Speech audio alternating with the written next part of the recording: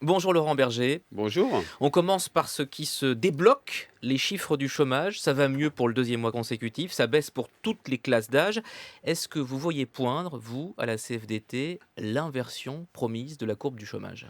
D'abord, moi j'ai toujours dit que parler du chômage en termes de courbe, ça me choquait.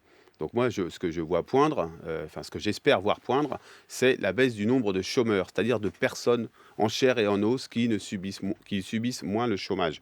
Et c'est ça qui m'intéresse depuis le début. Et donc oui, ça va mieux, tant mieux là-dessus. Sur le chômage, il faudra que ça se confirme, mais il reste encore beaucoup à faire, notamment en termes de réduction de la précarité. Et puis, y compris en termes d'emploi des jeunes et d'emploi des seniors, dont on sait qu'ils sont les plus touchés aujourd'hui Vos, encore. vos collègues de la CGT disent que les chiffres sont manipulés. Non, mais ça, vous savez, quand il augmente, on dit qu'il y a une explication technique au fait que les chiffres augmentent. Quand ils baissent, on dit qu'ils sont manipulés, etc. Il y a des indicateurs. Moi, je ne suis pas sûr depuis longtemps que ce soit les chiffres mensuels qui soient les plus pertinents. On a des chiffres du Bureau international du travail qui sont beaucoup plus pertinents, me semble-t-il. Mais ceci étant, ce sont des indicateurs. Ces indicateurs sont à la baisse. Moi, je m'en fiche que ça serve tel ou tel politique. Ce qui m'intéresse, ce sont les gens et qu'on fasse enfin baisser le chômage dans ce pays. Il y a des choses à faire pour cela. Tant mieux si ça commence à baisser, mais ça méritera d'être confirmé. Enfin, les indicateurs, ils montrent quand même que ce sont des contrats à durée déterminée. Oui, c'est bien pour ça que je dis que le problème qui reste entier, c'est celui de la précarité. Et c'est un des enjeux d'ailleurs de ce qu'on doit faire sur le marché du travail pour faire en sorte que les contrats soient beaucoup plus longs, que les gens soient sécurisés. Par exemple, pourquoi pas avec de l'aide à la formation, de l'aide à l'insertion des jeunes à travers la garantie jeune, finalement ce qu'il y a dans le compte personnel d'activité. On en vient au blocage, huitième journée d'action contre la loi travail, des routiers en manque de carburant, les ambulanciers inquiets, le bâtiment au ralenti, les fleuristes en panique avant la fête des mères. Est-ce que le jusqu'au boutisme de vos collègues de la CGT compromet la reprise économique? Bah, ça, il faudra le voir, sur la durée. En tout cas, ça perturbe les salariés, ça c'est sûr, y compris, pour se rendre au travail et exercer leur activité, professionnelle.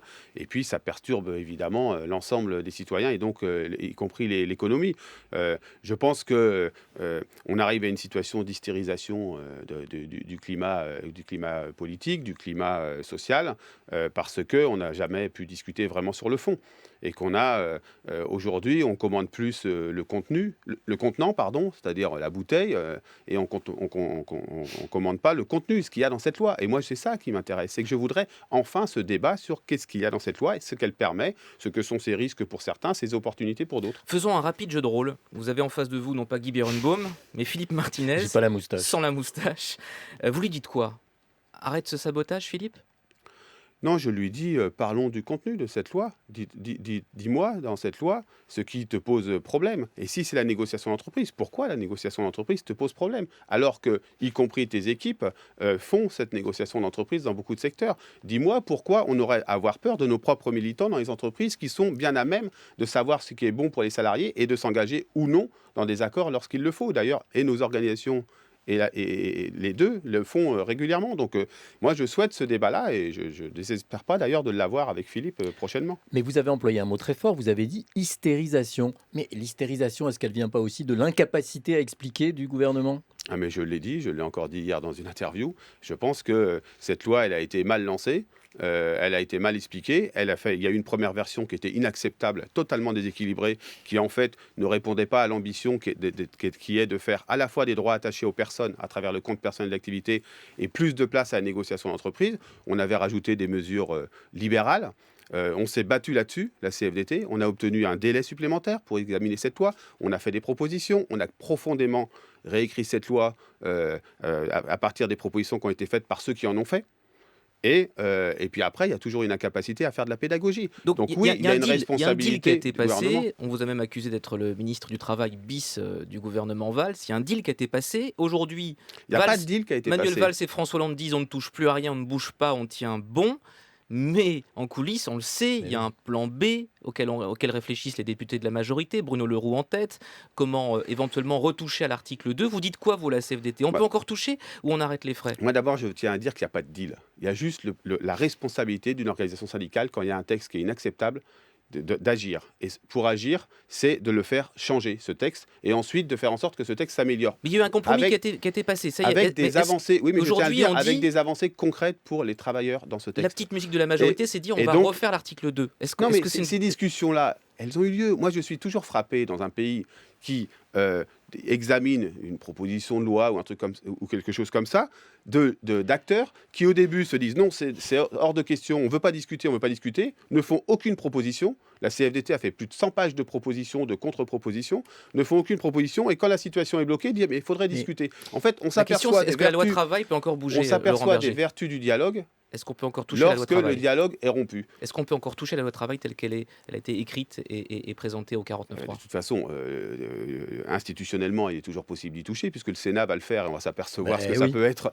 Évidemment, l'Assemblée a toujours la légitimité pour le faire. La seule question, c'est que l'équilibre qui est construit, c'est-à-dire des droits attachés à la personne et plus de place de la négociation d'entreprise, est un équilibre qu'il faut sauvegarder. Mais concrètement, ce qui est proposé, enfin ce qui a l'air d'être proposé, c'est que l'accord de branche soit au moins prioritaire sur l'accord d'entreprise, enfin qu'il y ait un a priori de l'accord de branche sur l'accord d'entreprise, sans pour autant changer la philosophie du texte. Là-dessus, est-ce que vous dites oui, est-ce que vous dites non?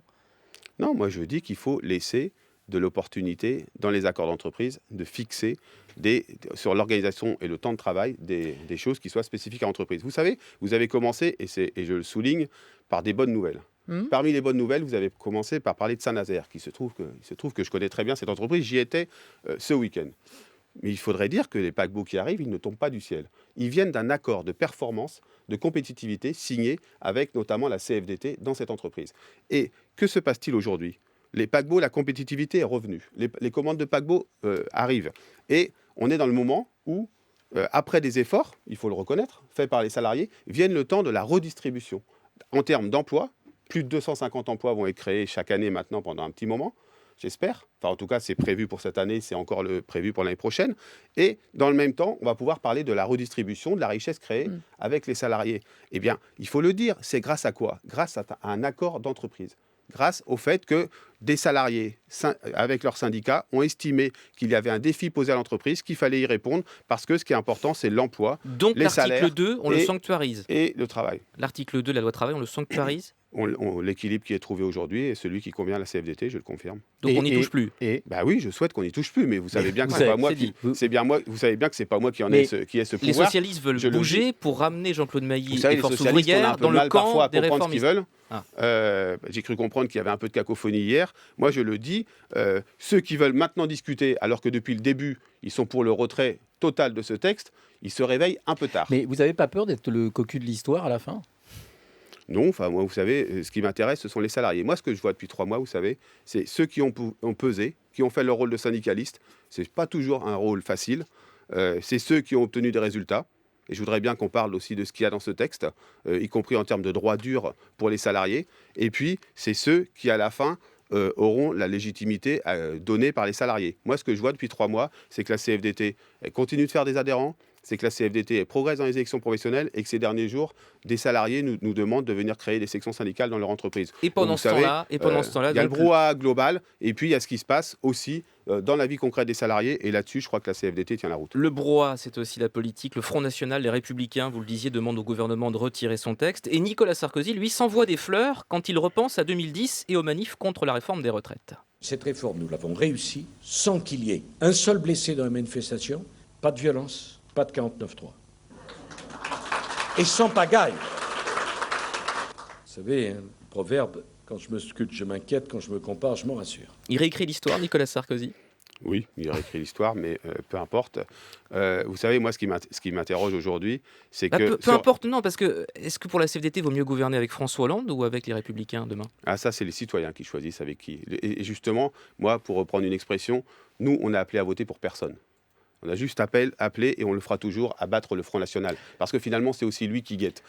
Et donc, je finis. Et donc, vous savez, on est dans une loi qui prône le dialogue, au plus près d'où sont la réalité des salariés. Le dialogue social dans l'entreprise. Et on trouve, à droite, à l'extrême droite, du côté du patronat, du côté de la CGT et de Force ouvrière, du côté de la gauche, des gens qui sont opposés à ça. Moi, je crois que ça doit nous interroger sur la conception de la démocratie qui est la nôtre dans notre pays et la conception du dialogue social. Et c'est ça qui m'inquiète. Après, M. Sarkozy il réécrit l'histoire s'il le veut, c'est pas mon problème. Ça, vous savez, on va rentrer dans un temps politique, mais il faudrait régler plutôt les problèmes des gens aujourd'hui plutôt que se projeter dans un an maintenant. C'est pas le rôle des uns et des autres, leur rôle, c'est plutôt de trouver des solutions. Vous les voyez, les candidats à la primaire de la droite ou pas? Il y a des gens qu'on peut rencontrer, mais la personne qui vient de parler, j'ai jamais vu. Vous n'avez Ah pas de oui, contact avec aucun. Nicolas Sarkozy? Non, aucun. Depuis la présidentielle? Depuis la présidentielle. Ça fait beaucoup de mois, d'années. Bah, vous savez compter, je crois que ça fait à peu près 4 mois, 4 ans. 4 ans.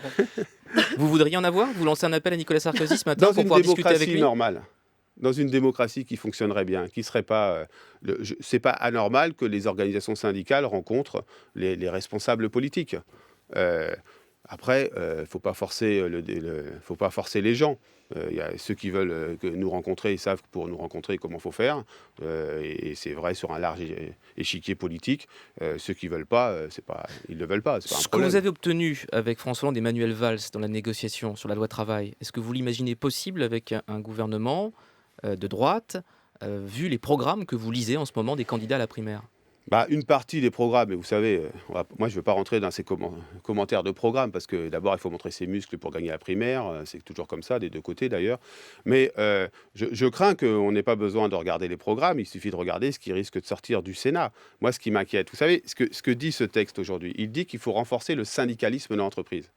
Et une partie du patronat, une partie de la droite, peut-être une partie de la gauche, considèrent qu'il faut mettre fin au monopole syndical, ce qu'ils appellent le monopole syndical. C'est-à-dire qu'en gros, il faudrait pouvoir avoir un dialogue direct, comme ils disent, entre le patron et les salariés. Moi, je suis opposé à ça.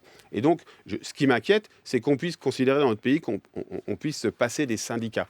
Et je pense que ce qui se passe aujourd'hui, y compris par le jusqu'au-boutisme de certains, fait du mal au syndicalisme. C'est ça qui me met en colère. C'est que le syndicalisme va être pointé du doigt comme étant une force réactionnaire. Ce n'est pas une force réactionnaire, c'est une force de progrès. Moi, je crois au progrès social. Je ne défends pas du pragmatisme, je défends une cause. Cette cause, c'est la justice sociale, c'est le fait que les salariés soient respectés, aient le droit à avoir un emploi de qualité, à un travail qui les respecte et une bonne rémunération. Toute dernière question très concrète, pour sortir des blocages, la réquisition de personnel dans les centrales nucléaires, dans les raffineries, est-ce que c'est une bonne solution? Non, ce n'est pas une bonne solution, mais vous savez, il faut aussi dire que ce qui se passe dans les raffineries, ce n'est pas forcément le fait, ou dans les centrales nucléaires, le fait d'une majorité de salariés. Il y a dans certaines raffineries dont on dit qu'elles seraient fermées ou dont on a dit qu'elles étaient fermées, les gens qui travaillent avec très peu de grévistes et il se passe plutôt des blocages à l'extérieur. Mais moi, je ne suis pas le droit de grève, le droit de manifester. Évidemment, j'y tiens, je suis un syndicaliste, mais je tiens aussi au débat public, à la qualité des relations sociales et surtout à l'absence de manipulation des uns et des autres. Bref, j'en appelle à un peu de responsabilité, calmons le jeu et essayons de trouver les solutions.